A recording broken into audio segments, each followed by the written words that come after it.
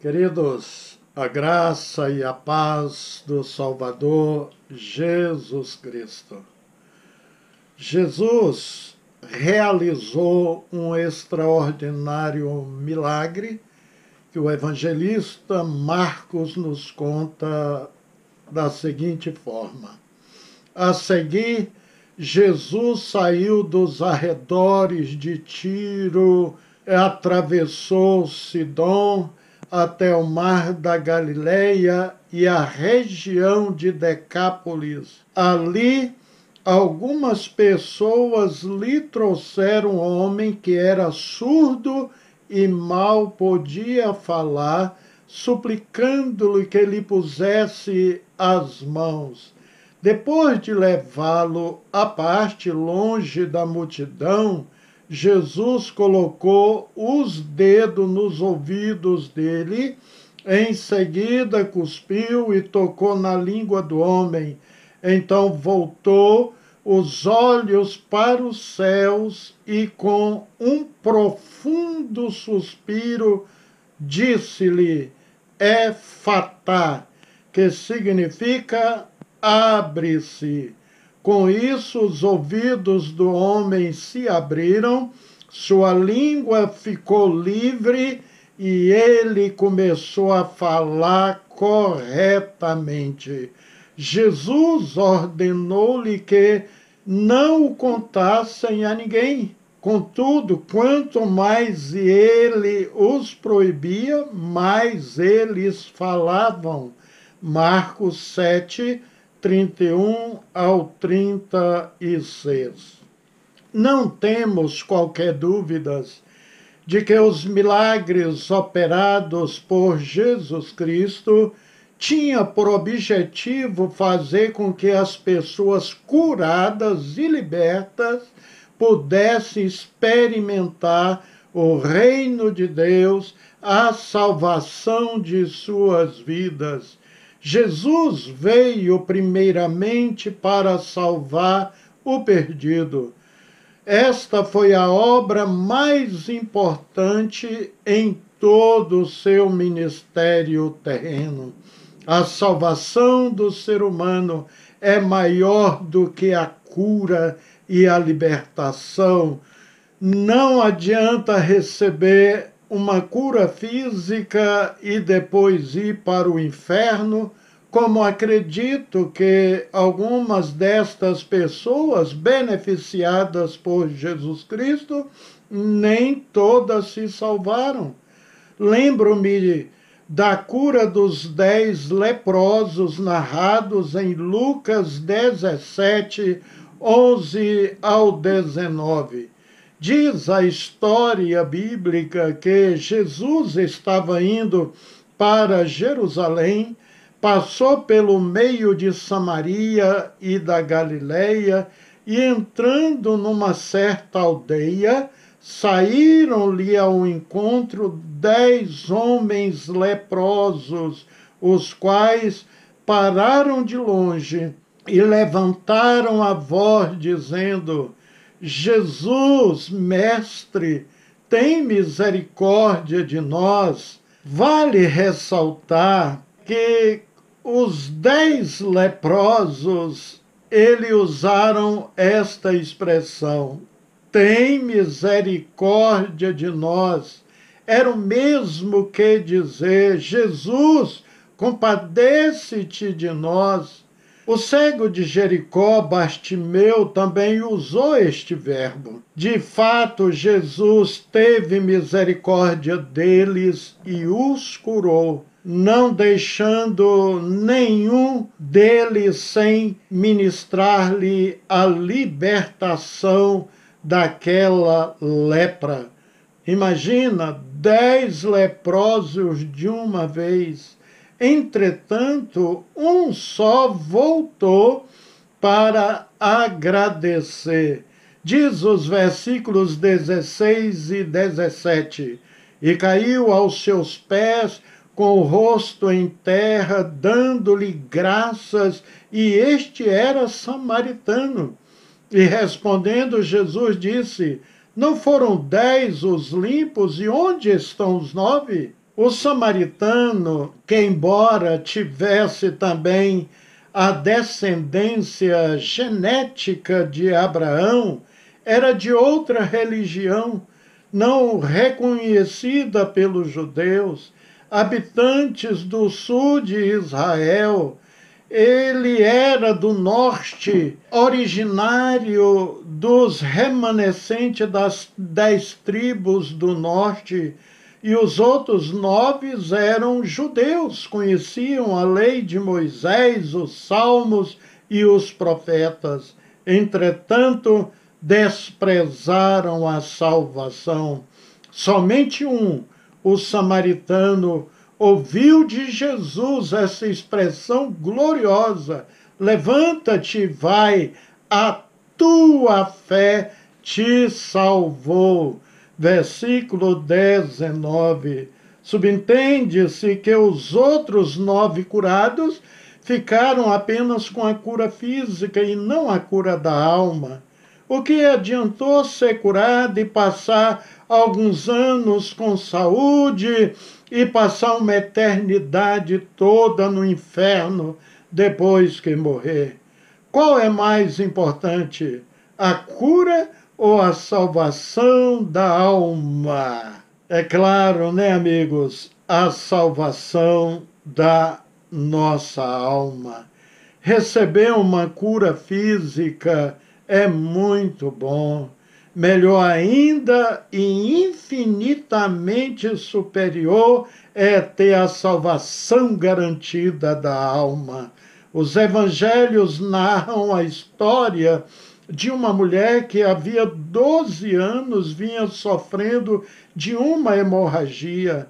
Ela chegou-se por trás de Jesus no meio da multidão e tocou em seu manto, porque pensava: se eu tão somente tocar em seu manto, ficarei curada. Fez isso e de fato foi curada.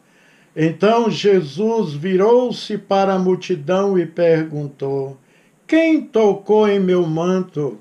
Responderam os discípulos: vês a multidão aglomerada ao teu redor e ainda pergunta: quem tocou em mim? Mas Jesus continuou olhando ao seu lado para ver quem tinha feito aquilo.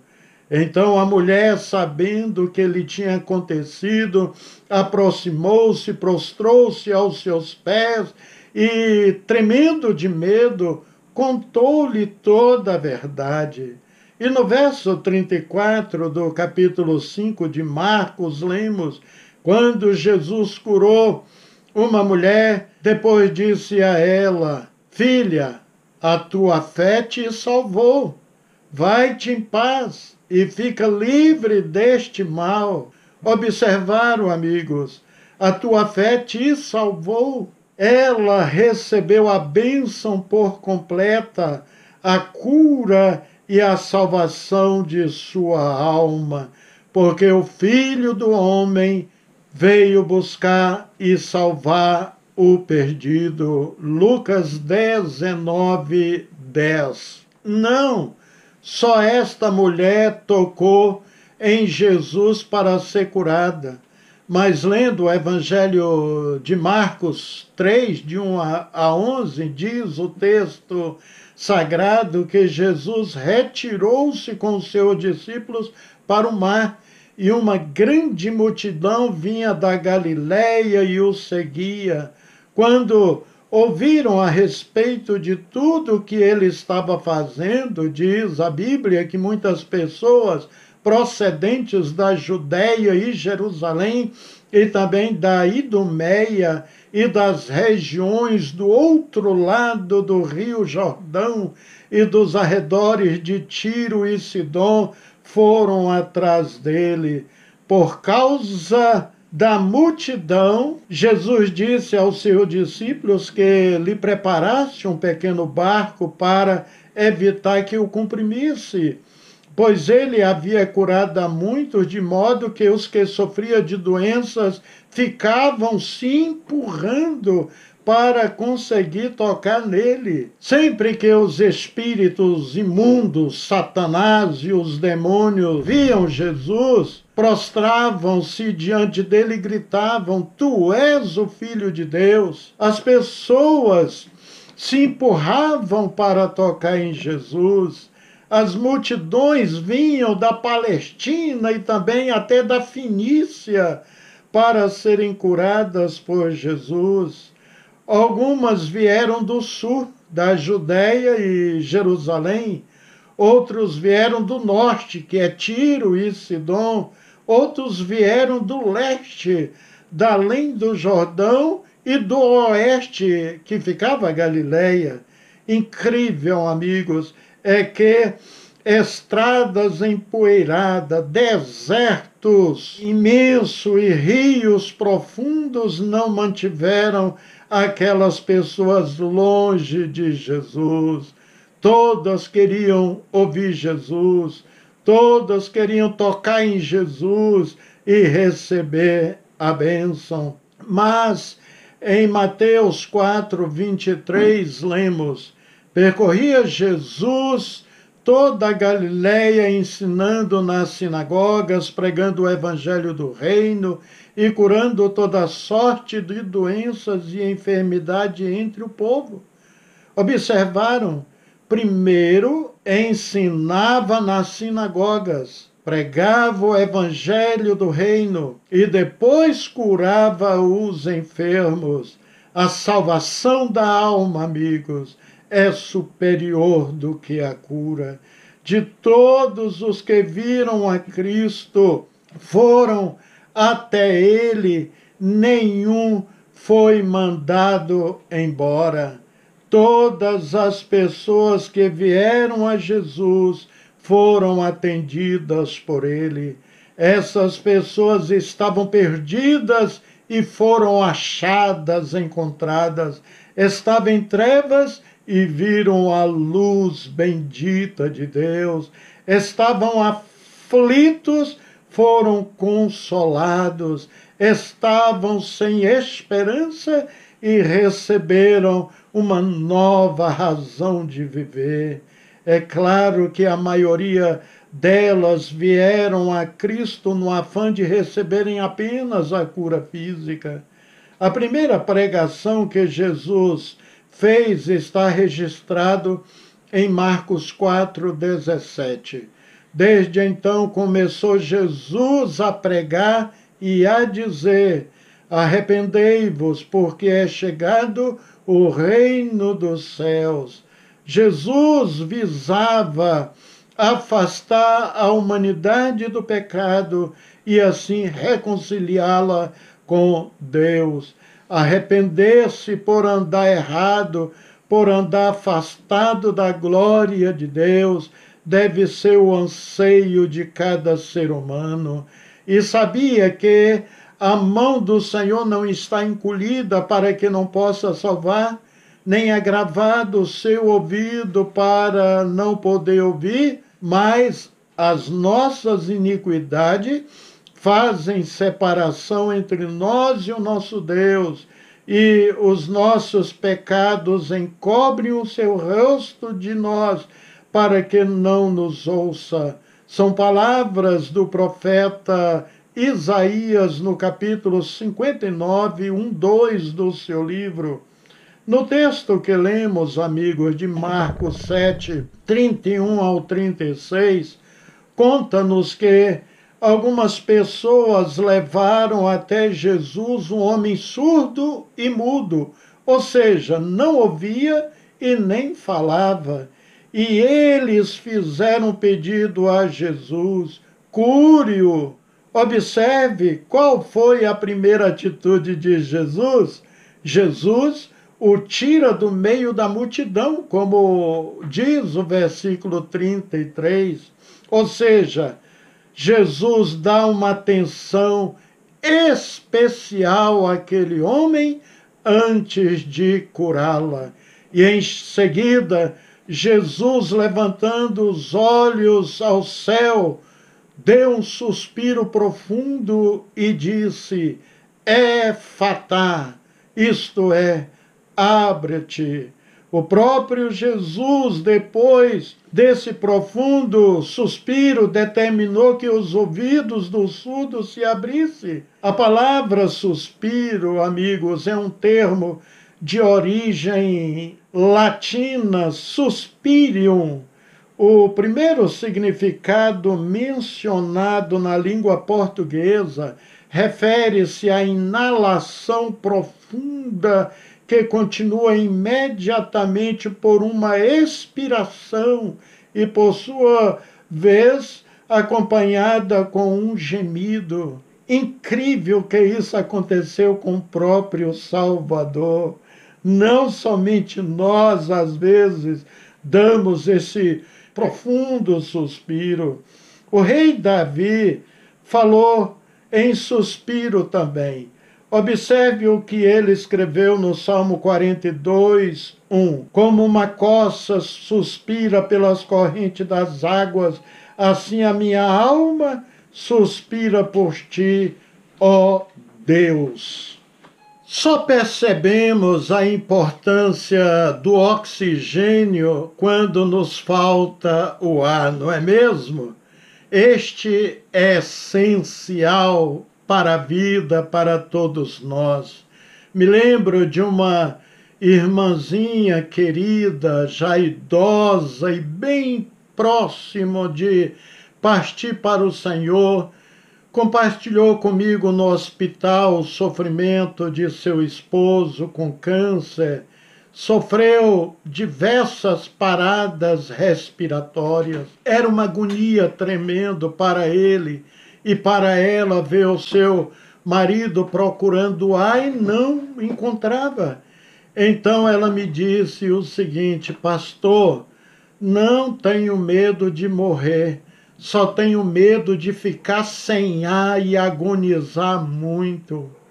Eu a consolei, dizendo que Deus não iria permitir que ela passasse por esta grande aflição. E de fato ela faleceu através de uma parada cardíaca violenta, sem passar por esta aflição que ela tanto temia. Então, antes de libertar aquele homem, diz a Bíblia que Jesus suspirou profundamente. O surdo era impedido de ouvir aquilo que Deus tem para falar. Então, no mundo espiritual, a sua situação era pior. Como ouvir os ensinos eternos que conduzem à salvação? Em Lucas 8, 4, 5, Jesus conta uma parábola e depois disse: quem tem ouvidos para ouvir, ouça. Por que ele disse isso? Jesus conhecia a todos. Ele conhecia o texto de Isaías 42, 20. Tu vês muitas coisas, mas não as observas. Ainda que tenha ouvidos abertos, nada ouves. O povo de Israel sabia que o Senhor abominava a adoração de ídolos, de imagens de deuses estranhos, e Deus usou os profetas para alertá-los continuamente sobre isso.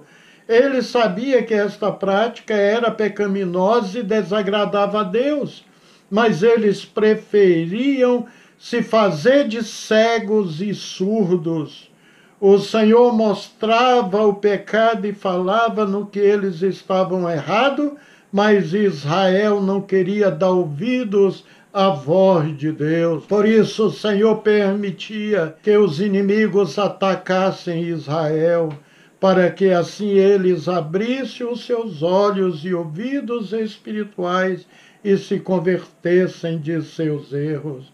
O pior cego é aquele que vê, mas não quer observar a verdade. Será que temos feito como Israel, que tinha ouvidos, mas não ouviam, e que tinha olhos, mas não observavam? Jesus usa uma expressão na língua aramaica, efatá, que se abra, seja aberto, era uma palavra, amigos, de origem caldeia. E a razão de Jesus usar uma expressão nesta língua tem uma razão de ser. Ele estava numa terra considerada dos gentios, e onde se falava esta língua também. E ouvidos daquele homem foram abertos. A palavra daquele momento, queridos irmãos, de Jesus, deve ter causado algo extraordinário naquele homem.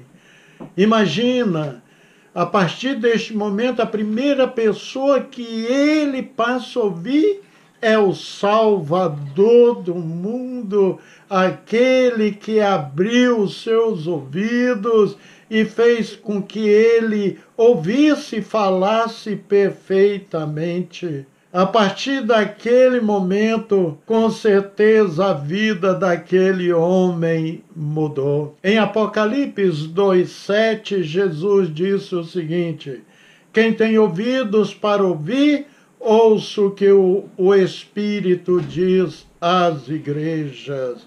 Ter ouvidos para ouvir é compreender aquilo que o Senhor tem para falar. Há muitas pessoas que não têm ouvidos para ouvir, são surdos espirituais, não compreendem as coisas de Deus. A vida de Jesus na terra não ficou, amigos, centrada ou limitada a curas físicas, não. O ministério de Jesus foi, sobretudo, o do ensino. Seu objetivo primordial foi evangelizar, ensinar, mostrar o caminho da salvação humana. Jesus, por onde passava, criava situações que visavam o aprendizado daqueles que o cercavam e seguiam.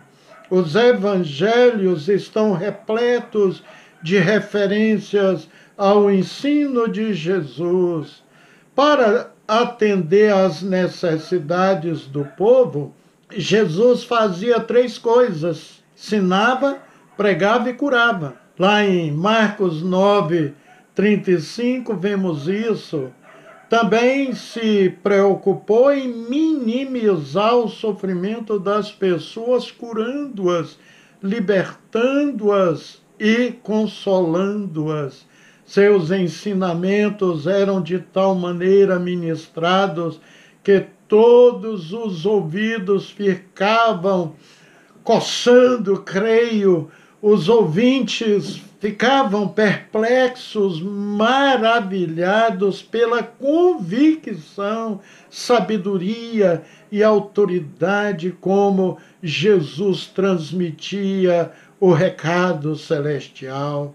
Observe o que está registrado em Lucas 4:32. Todos ficaram maravilhados com o seu ensino, porque falava com autoridade. E também, no término do Sermão do Monte, Mateus registra o seguinte: quando Jesus acabou de proferir estas palavras, estavam as multidões maravilhadas de sua doutrina, porque ele a ensinava com quem tem autoridade e não como os escribas. Marcos 7:28 e 29. O que distinguia os ensinos de Jesus com os ensinos dos escribas e fariseus era a autoridade com que ele ensinava. A autoridade da mensagem de Cristo era decorrente do fato de se exemplificar em sua própria vida. Jesus viveu o que ensinou e ensinou o que viveu. Seus ouvintes entendiam melhor o poder da fé, mais pelo seu exemplo do que pelo seu ensino, pois a sua vida e seus feitos demonstravam visivelmente sua confiança em Deus para triunfar em todas as circunstâncias adversas. Ensinou o valor da oração e ele mesmo passava a noite orando. Ensinou o dever de perdoar e perdoou solenemente durante a sua vida até a morte. Lucas, ao relatar Teófilo, o ministério do Mestre, coloca em primeiro lugar a ação e depois a palavra, ressaltando que Jesus fez e ensinou. Atos 1:1. Não eram assim os escribas e fariseus. Os produtos do que tinham em mente eram destituídos de vida e poder, como muitos pregadores dos dias atuais. São egocêntricos, mercenários, vendilhões do templo. Jesus não os tolerava. Em João 2:13-22, vemos Jesus entrando no templo e expulsando os cambistas, os vendilhões, que fazia do lugar sagrado um covil de ladrões, e ali vendiam bois, ovelhas e pombas, e também tinha até a mesa de cambistas, pessoas que trocavam moedas estrangeiras, profanando aquele lugar, praticavam o comércio no seu interior. Jesus promoveu uma limpeza no templo naquele dia. No início de meu ministério, confesso que eu lia muitos livros evangélicos, era um hobby, na verdade um vício. Lia muito mesmo, às vezes até 2, 3 livros por semana. Mas com a maturidade espiritual, fui percebendo que eu estava perdendo o meu tempo e ajudando esses escritores cristãos a ficarem milionários às custas do sacrossanto nome de Jesus Cristo. Hoje minha leitura principal, primeira, única, é a Bíblia Sagrada, que tenho o prazer de lê-la todos os dias. E não precisa nem dizer quem saiu ganhando com esta troca, não é mesmo? Vale dizer que tudo que Deus tinha para nos dizer está ali na Bíblia Sagrada. Não preciso de obras, de escritores, de outras revelações, ensinos, de muitos mercenários, os famosos empresários de Cristo. E muitos livros cristãos são pobres em conteúdo e, pior, com ensinos conflitantes com a palavra de Deus, que só confunde os incautos e os levam para o inferno. É claro que não estou generalizando. Conheço um pastor e escritor, meu parente, que não vende as suas obras. Ele as produz e doa para a denominação batista e para a publicação na nossa editora. E eu creio que também existe centenas de outros pastores, escritores que também não vendem as suas obras. Jesus cura, liberta, mas os milagres operados por Jesus, novamente, é bom dizer, sempre tinha por objetivo fazer com que as pessoas curadas, libertas, pudessem experimentar o reino de Deus. Sua maior bênção está à sua disposição, amigo, que é a salvação de sua alma. Crê no Senhor Jesus Cristo e será salvo você e a sua casa. Amém. Oremos ao Senhor. Pai amoroso, o teu Filho Jesus veio ao mundo libertar, salvar o que estava perdido. Todos nós outrora andávamos como ovelhas desgarradas, perdidas, entregues às forças do mal, mas Jesus Cristo promoveu a nossa libertação no dia em que nós entregamos nossas vidas a Ele.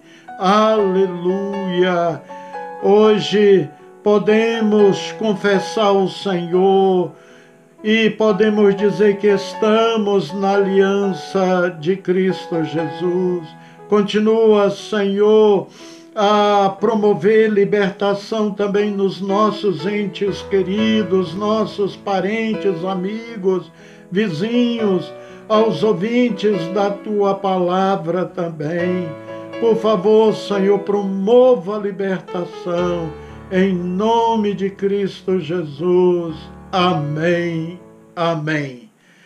Fiquem com Deus, queridos amigos e irmãos, e até o nosso próximo encontro, com a bênção e a graça do Salvador Jesus.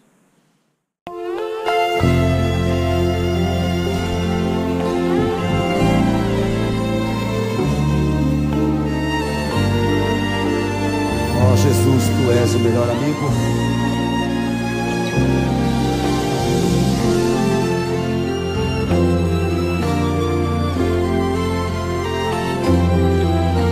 Achei um bom amigo, Jesus Salvador, escolhido dos milhares para mim.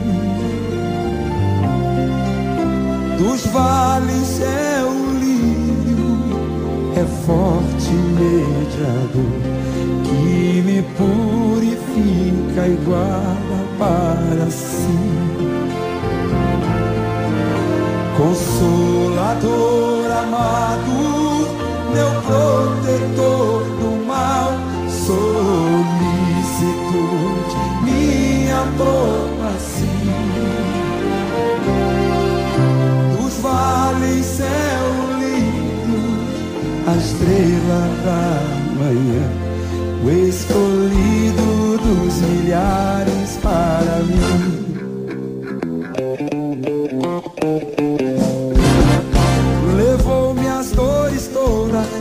As mágoas lhe entreguei, minha fortaleza é na tentação. Deixei por ele tudo, os ídolos queimei, ele me conserva santo coração. Que o mundo me abandone, persiga o tentador, Jesus me guarda até da vida ao fim. Dos vales é o lírio, a estrela da manhã, o escolhido dos milhares para mim. Não desampara nunca, nem me abandonará. Ser fiel e obediente eu viver. O muro é de fogo que me protegerá, até que venha a mim o tempo de morrer. Ao céu então voando, sua glória eu verei, onde a dor e a morte nunca vem. Dos vales é o lírio, a estrela da manhã, o escolhido dos milhares para mim. O escolhido dos milhares para mim. O escolhido dos milhares para mim. Aleluia! Esse é o melhor amigo. Glória a Jesus.